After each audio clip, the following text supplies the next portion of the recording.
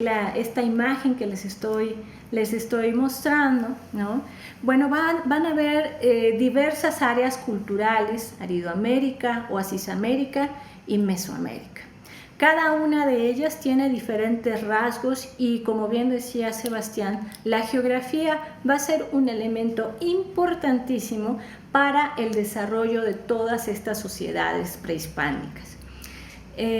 Dentro de la clasificación de las temporalidades en el mundo prehispánico tenemos tres grandes periodos: el preclásico, el clásico y el posclásico.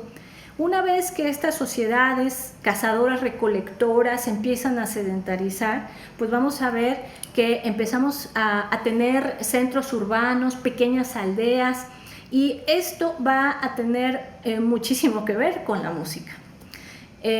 Nos vamos a centrar, generalmente yo me centro en esta área cultural que es Mesoamérica, que Mesoamérica quiere decir entre las dos Américas. Paul Kirchhoff, que fue un antropólogo de mediados del siglo XX, acuña este término, ¿no? Y empieza a enumerar toda una serie de características, ¿no? Como el uso de la coa, la construcción de monumentos, de arquitectura monumental, ¿no? También pues estados teocráticos, ¿no? Y bueno, pues poco a poco vamos a ir viendo que a lo largo de estos tres grandes periodos, porque además hay subdivisiones, podemos hablar del preclásico, temprano, medio y tardío, igual el clásico, temprano, medio, tardío, y después el epiclásico, y bueno, cuestiones ya un poquito más definidas que tenemos los arqueólogos, porque en cada periodo tenemos diferentes características, ¿no? Entonces no es lo mismo hablar de Cuicuilco, que es una cultura del preclásico, a hablar de Teotihuacán, que es una verdadera ciudad-estado, que bueno, realmente Teotihuacán era un monstruo de ciudad. Nosotros visitamos Teotihuacán como un sitio turístico, y nos trepamos a la pirámide del Sol y de la Luna, y terminamos siempre con un cuarcito, o a lo mejor con una punta de obsidiana, ¿no? Y bueno, y nosotros nos imaginamos que a lo mejor estas culturas se conocían, ¿no? Los cuicuilcas conocieron a los teotihuacanos para nada, o los teotihuacanos conocieron a los mexicas tampoco, porque ya cuando Teotihuacán cae, pues, los mexicas todavía están haciendo a unos pocos años de unos cientos años realmente, a que esto pues surja, ¿no? La gran Tenochtitlán. Vamos a ir viendo que dentro de Mesoamérica hay 5 subáreas culturales, que está la oaxaqueña, el área maya, ¿no? Occidente, también tenemos las culturas del Golfo, y bueno, altiplano central, que es donde nosotros nos ubicamos, ¿no? La Ciudad de México se ubica precisamente en esta zona. A lo largo y ancho de todos estos tres periodos, vamos a ir viendo algunas evidencias arqueológicas que nos dan muestra de los diferentes instrumentos que se utilizaban en época prehispánica. Yo creo que ha habido muchas publicaciones con respecto a algunos instrumentos musicales, ¿no? Me refiero a la música prehispánica. Yo creo que una muy buena guía o un libro para empezar a incursionar, y ya es un libro muy viejo hasta cierto punto, de 1984, es el libro de Julio Estrada, que se llama La música en México, el primer volumen, ¿no? Que nos habla acerca de los diferentes instrumentos musicales, la jerarquía que había dentro de los mexicas, ¿no? Porque también pues esta cultura es la cultura más documentada. Entonces vamos a ir viendo, ¿no? Diferentes instrumentos, desde flautas hechas a base de hueso, vamos a ver también algunos como estas especies de güiros, ¿no? Hechas de fémures de animales o también de seres humanos, flautas hechas de barro. Pero hay algo muy, muy importante que hay que recalcar en el mundo prehispánico, que estaba ligado a una cosmovisión, ¿no? Entonces, los sonidos de los instrumentos estaban ligados con la naturaleza. Y eso es algo súper importante, porque entonces en la naturaleza están también los dioses. Está está Tlaloc, ¿no? Bueno, vamos a tener, por ejemplo, a Quetzalcóatl, que es uno de los dioses supremos, ¿no? De los más importantes, el mismo Tezcatlipoca, ¿no? Que, bueno, vamos a ir viendo que, por ejemplo, en este mito de Tezcatlipoca, que es el dios mexica que pues ve los sentimientos de los dioses y ve la pureza de sus corazones, pues digamos que dentro del mundo mexica pues se seleccionaba un joven que de acuerdo a según tenía que tener ciertas características. Ahí pueden ver un video de un arqueólogo que realmente admiro, no tengo el gusto de conocerlo, pero lo acabo de conocer en redes sociales y me quito el sombrero.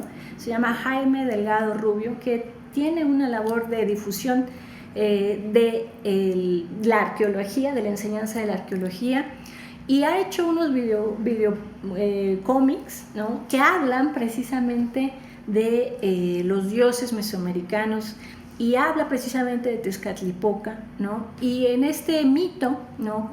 Cuando tenemos las famosas guerras floridas, que eran las guerras que hacían los mexicas para poder capturar a los cautivos, y esos cautivos posteriormente a veces eran sacrificados o a veces pues iban a ser representantes de Tezcatlipoca durante un año, ¿no? Entonces, de acuerdo a Saúl, pues no podía tener ni la nariz chueca, tenía que ser culto, tenía que estar bonito el chico para poder ser, el representante. Persona. No era cualquier. Es un capturado, pero tampoco. O sea, había niveles de captura, ¿no? Y cuando él era designado para ser ese representante de Tezcatlipoca, le enseñaban a tocar flauta.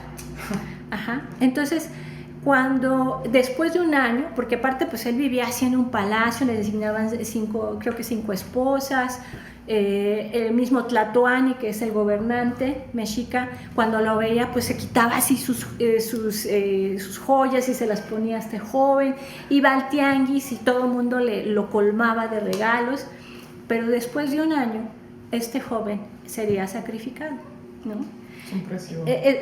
Era como las letras chiquitas, como bien dice Jaime, que nadie lee, ¿no? O sea, pero ¿ese joven sabía que iba a ser sacrificado? Pues yo creo que sí, hasta cierto punto sí sabían, ¿no? Pero bueno, una noche antes del sacrificio pues lo sacaban de su casa, sus mujeres lloraban, ¿no? Y pues él tenía que ser llevado precisamente si no mal recuerdo, al Templo Mayor, si no mal recuerdo, y pues él subía e iba quebrando sus flautas, ¿no? Entonces eso dice en las crónicas, ¿no? Entonces el uso de instrumentos musicales era muy importante, sumamente importante. Entonces inclusive aquí en las diapositivas que les pasé hay una representación de la procesión de jaguares con trompetas de caracol en Teotihuacán, ¿no? Sí, que está precisamente en el patio de los jaguares, ¿no? Es el mural 1. Y bueno, vamos a tener, bueno, para terminarles de contar qué pasa con este representante, pues subían, lo sacrificaban y su cuerpo era bajado muy delicadamente, ¿no? del templo, ¿no? Entonces vamos a ir viendo que el uso de instrumentos musicales va a estar también relacionado con ciertos ritos también, ¿no? Y por ejemplo esta imagen del jaguar pues nos muestra cómo este jaguar está tocando una trompeta, ¿no? Una trompeta de caracol. Pero si ustedes se dan cuenta y si han visitado pues las lagunas de aquí cerca, ¿no? O algún río, no hay este tipo de caracoles. Este tipo de caracoles o trompetas de caracol las encuentras en el mar, ¿no? Entonces, esto nos está hablando que había una red comercial, ¿no? Ya sea con los del Golfo, ¿no? Y con los pueblos del Golfo, y pues vamos a ir viendo que estas trompetas de caracol en este contexto en específico están hablando de fertilidad. si ustedes se dan cuenta, está saliendo como una especie de churrito. ¿La vírgula? ¿Eso es una vírgula? Es una vírgula, pero vamos a ir viendo que las vírgulas de la palabra son diferentes. Cada una es diferente, y cuando cantan los dioses o cuando aparecen cantores, las vírgulas son diferentes, ¿no? Dioses a tlatoanis, a cantores, por ejemplo, ¿no? Y bueno, pues por ejemplo, de esta vírgula que está saliendo de la trompeta está con chalchihuites. Los chalchihuites son símbolo de agua, por lo tanto el sonido está representando fertilidad, ¿no? Y una pregunta, ¿también tiene que ver que caen a la tierra? ¿O eso no tiene que ver con la fertilidad?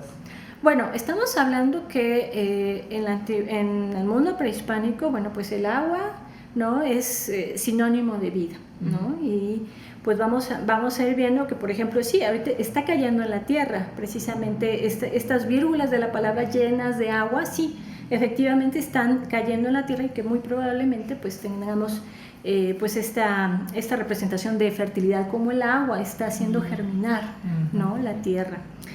Otro ejemplo muy, muy padre lo vemos en el cuarto 1 de las pinturas de Bonampak, que bueno, pues estas pertenecen al clásico tardío, ¿no?, entre el 500 al 800 después de Cristo. Y bueno, pues vamos a ver toda una procesión de músicos, ¿no? Podemos ver a este cantante que está aquí subrayado, que los cantantes se les denominaban Cayón, ¿no? Y que bueno, pues estamos hablando que también la enseñanza de la música estaba también destinada a cierta élite, ¿no?, de la sociedad prehispánica. Y bueno, pues por ejemplo podemos encontrar a un gobernante maya, si no me recuerdo, de Tikal, es el señor Trescatún Cayón, ¿no? Entonces vamos a ir viendo que la música está relacionada también con el estrato social. Otro ejemplo que me fascina y que yo creo que es otro elemento bien importante es este huehuet, el famoso huehuet de Malinalco, que está todo tallado. Y que bueno, pues si vemos precisamente en la imagen, ¿no?, y si nos acercamos a ver la imagen, vamos a poder ver a caballeros águila y jaguar, si ustedes se dan cuenta. Sí. Pero si ustedes, ahora sí que si le hacen zoom a la imagen, van a poder ver como una vírgula de palabra muy diferente a la que ustedes observaron, por ejemplo, en Teotihuacán, ¿no? Y que son vírgulas que también, si ustedes ven hacia abajo de los personajes, también están sobre de ellas. Ajá. Entonces aquí se combinan tres elementos muy importantes: la danza, el canto y la música, y la poesía también. Okay. Danza, canto y poesía. Entonces, ¿qué es lo que tenemos ahí? Bueno, pues prácticamente el sonido del huehuet está mostrando, ¿sí? El sonido del huehuet está mostrando un canto de guerra, están invocando una guerra. Entonces, vamos a ir viendo que no solamente el uso de los instrumentos es ritual, sino también es un instrumento bélico, ¿no? Entonces, eso es bien, bien importante. Y ahora, digamos que los pequeños escudos o círculos que tenemos abajo de esto, se le denomina tehuatl a ese símbolo, ¿no? Y quiere decir agua, ¿no? Entonces hay una confluencia de ríos, en este caso ríos de sangre, en donde estos caballeros están danzando sobre este río de sangre, y por lo tanto es como una declaración de guerra, ¿no? Okay.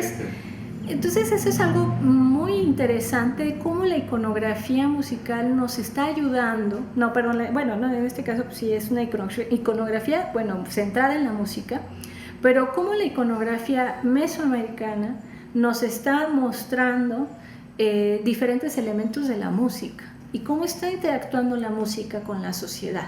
Entonces, no hay un sistema musical que se haya hecho en la época prehispánica. Eso sería una aberración, verdaderamente, no se puede decir eso, pero lo que sí se puede decir es acerca de qué instrumentos musicales se tenían en la época prehispánica, de acuerdo a la iconografía, bueno, pues qué podemos ir intuyendo con respecto a ello, y de acuerdo también al contexto en donde se están encontrando estas piezas, en donde se están encontrando estos instrumentos, bueno, pues nos podemos decir la importancia, ¿no?